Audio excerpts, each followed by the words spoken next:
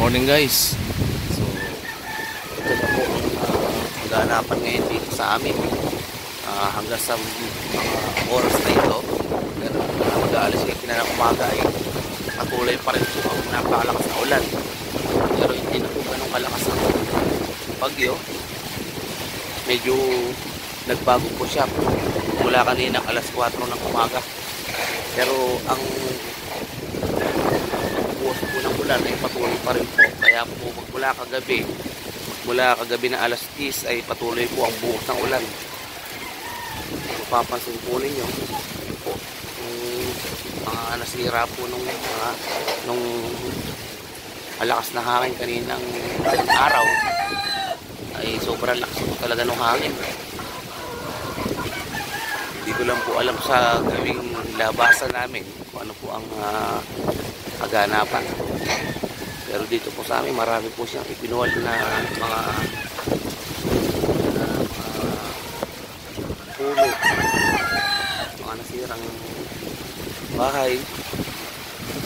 Sobrang lakas po nung hangin na yung kagabi. Saka napakatagal po nung bagyo. Bago po niya kumilos.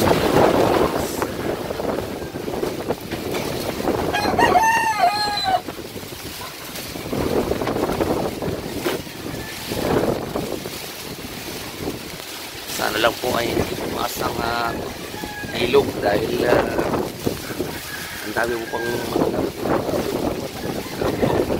tumaas.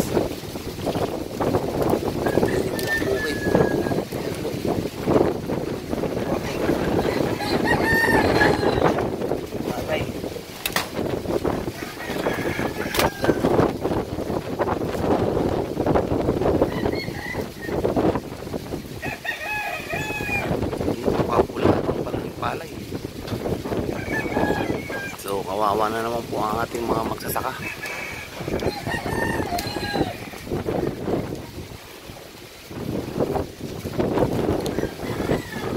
Lalo po aanihin dito sa palay na ito dahil po ngayon pa lang na bagong nagbubunga ay tinamaan na ng bagyo. Yan po guys, kung mapapansin niyo po, wasak din po yung tabing poultry na nasa tabi ng bahay namin.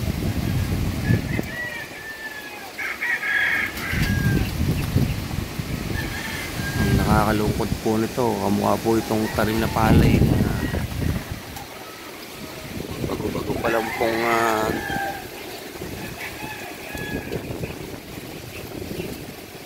nagkakaroon ng laman ay nadapa na po ng bagyo. So ano pa po ang anihin ng mga magsasaka kung ganito.